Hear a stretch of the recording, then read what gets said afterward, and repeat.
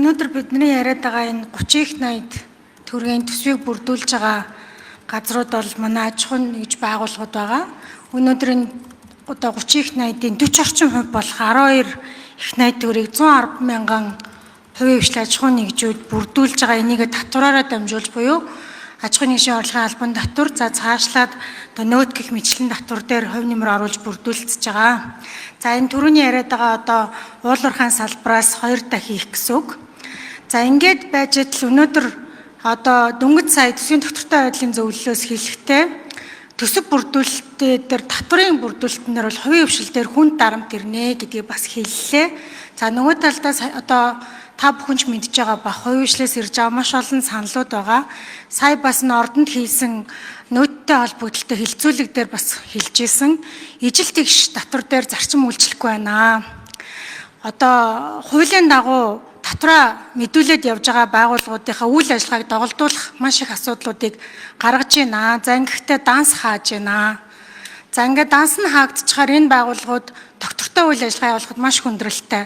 Банкныхаа хүүг төлж чадахгүй, эсвэл одоо урсгал зардлаа гаргаж чадахгүй, цалин өлсөө тавьж чадахгүй. Одоо Монголд одоо бизнес эрхлэх бол эр зориг төвчээрийг шаардсан ийм хүнд асуудал болж байна гэж байна.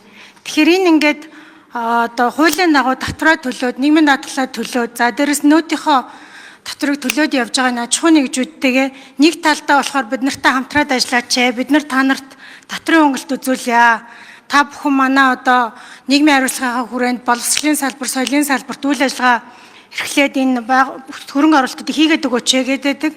Нөгөө талдаа болохоор үйл ажиллагааг нь тэлэх, үйл ажиллагааг доктортой явуулах энэ байдлыг нь бид нарын татварын хуулиараа дарамт шахалт үзүүлж байна. Энэ дээр ерөнхий сайдаа та ямар бодлого барьж цаашдаа ажиллах юм бэ? Хэрвээ бид нар одоо нийт одоо бидний энэ ярилцаад байгаа төсвийн орлогын 40 орчим хувийг бүрдүүлж байгаа 110 мянган аж ахуйн нэгжээ ингэж боомл цаашаа явах юм бол энэ аж ахуйн нэгжүүдийн хувьд одоо үйл ажиллагаа явуулах доктортой байхад өнөөдрийн байгаа эдийн засгийн хувьд өнөөдрийн өндөр хүүтэй арилжааны хүү, бодлогын хүү ямар түвшинд байгаа вэ? Инфляц ямар түвшинд байгаа вэ? Энэ нөхцөлд бол аж ахуйн нэгжүүд үйл ажиллагаа явуулж татвараа төлөхөд хүндрэлтэй болж байгаа гэдгийг та бас анхаарч энэ дээр одоо энэ татварын хуулиуд дээр ямар өөрчлөлтүүд цаашд оруулж энэ төсвийн орлогоо одоо аль аль талдаа амархан байдлаар бүрдүүлэх боломжийг бий болгох вэ гэдэг асуулт байна. За намын сайд бас энэ соёлын бүтээлч үйлдвэрлэлийн чиглэлээр, аялал жуулчлалын чиглэлээр энэ бодит эдийн засгийн салбарыг дэмжих чиглэлээр бол бас тодорхой санаачлагтай ажиллаж байсан учраас сайн мэдж байгаа. Миний бодлогыг бол мэдж байгаа гэж бодож байна. Одоо бид татварын реформыг намрын чуулганаар оруулж ирэхээр төлөвлөж байгаа. Татвар дэг шудраг байх ёстой. Төлдгүү нь хождог, төлдөг шудраг нь татварын дарамтаа авдаг ус ийм шудраг ус татварын тогтолцоо бас татварын хураалтын процесстэй холбоотой хүчлэл авлагын шинжилгээтэй асуудлууд. За саяны 1% хөнгөлч гисэн. Яг үндэ төсвийн хууль зөрчиж байгаа төсөв төвлөрөөд энийг улсын их хурл зарцуулах хэрэгтэй юм. Тэрүүгээр 1% савирж байгаа тийм цоорхоноос ухуулаад энэ татварын хэд хөнгөлт чөлөөлтүүд шудраг ус байдлыг бий болгож байгаа гэх мэтлэн энэ нэг цонх сувг нөхүүдийг хааж иж татварыг тэг шудраг системтэй болгож нийтээрээ тэгшэр төлдөг ийм зарчим руу оруулахгүй бол манай татварын тогтолцоонд бол хажууд л үүссэн байна гэж үзнэ. Ийм учраас татварын реформыг татварын бааз зүрийг өргөдөх замаар нийт илүү тэг шудраг ёсны зарчимд нийцүүлсэн ийм татварыг бий болгоно. Жишээлбэл баялагын татварыг бий болгоё гэж төлөвлөж байгаа. Өс нэмэгдэх хамнаатыг баялагын татвар болгож нэмэгдүүлэх гэх мэтлэн татвар бол зөвхөн төсөв бордуулахад чиглэгдсэн биш, нийгмийн дундаж давхрыг дэмжих одоо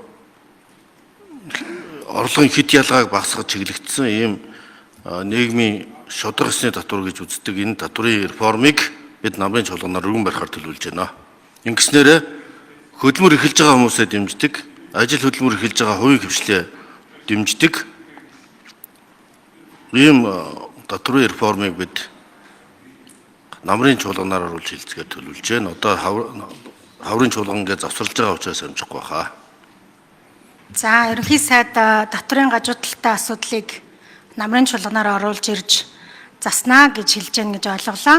За цаашлаад хоёр дахь асуулт маань байна. За өнөөдрийн байдлаар бид нэг 623 одоо хөрөнгө оруулалт буюу төсөл арга хэмжээг хэрэгжүүлж байгаа юм байна. Үүний одоо 110 нь яг шинэ 2025 онд их одоо хэрэгжиж байгаа хуулийн дээр орж ирсэн. Энийний 4% нь хэрэгжилт хангасан буюу санхүүжилтээ авсан. За гэтэл өнөөдөр бид нар дахиад 612 төсөл арга хэмжээ орж ирж байгаа. Энэ дахиад 110 шинэ одоо дахиад төсөл хөтөлбөр арга хэмжээ орж ирж байна. Дахиад нэг орчим их найд төгрөг. Энийг одоо бид нар яг бодитоор хэрэгжүүлж чадах уу? Сая бол ингээд бид нар хэрэгжүүлж чадахгүй өнгөрлөө. За одоо төрийн худалдаа авах дээр нийт худалдаа авах ажиллагаа төвлөрсөн. Тэгэхээр энэ төвлөрлөөс болоод энийг хэрэгжүүлж чадах уу сангийн сайдаа? 612 төсөл арга хэмжээ одоо хэрэгжиж явж байгаа төсөл арга хэмжээ шүү дээ, тийм ээ. Нэг 2.9 их найдын санхүүжилтийг олгохоор энэ төсвийн өөрчлөлт орж байгаа нь одоо гэрээ хэлэлцний хийгдэж явж байгаа хөрөнгө оруулалт гэж байгаа. Энэ төсвийн тодтолоор 3 хөрөнгө оруулалт нэмэгдэж байгаа.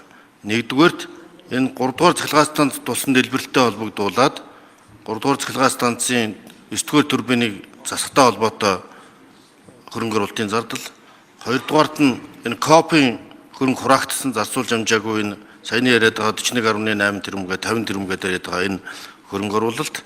За 3 дахь нь бол засгийн газрын нөөц хөрөнгө.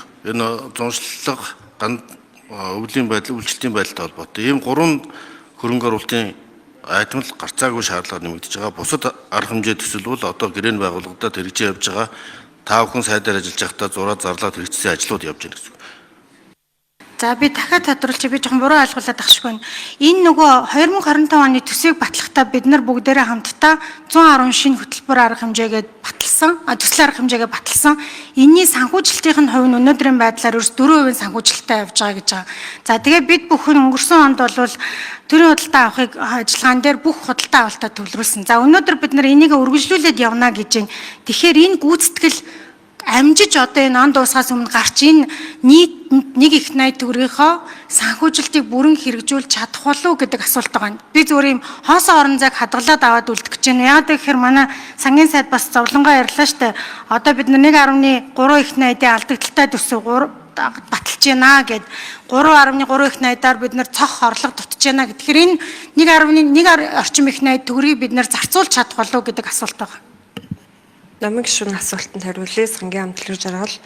За бид нар одоо яг төсвийн төсөл төр тавьсан төслүүд бол гэрээ нь хийгдсэн. За ялангуяа энэ 25 оны төсвийн онцлог бол өмнөх жилүүдийн одоо төсвийн төсөл тусгадаг байсан хөрөнгө оруулалтын тооны хувьд бол 50% бага 623. За 110 төслийн 42 нь яг бүтээн байгуулалт барилга агуулмжийн ангилалд бусд нь бол тоног төхөөрөмж их сурт хэцүү байгаа. Тийм учраас бидний тооцоолоор хүлээгдэж байгаа гүйцэтгэл 85% буюу одоо шинэ хөрөнгө оруулалтууд маань эхний хагасчил гэрээ нэгдсэн сүүлийн саруудаа гүйцэтгэл нь гарна буюу гүйцэтгэл гарч амжина гэж тооцоолж байгаа. За номын гишүүний асуултанд нэмж хариулъя. Одоо гүйцэтгэл нэг 5 сарын сүүлээр 15% явж байгаа юм.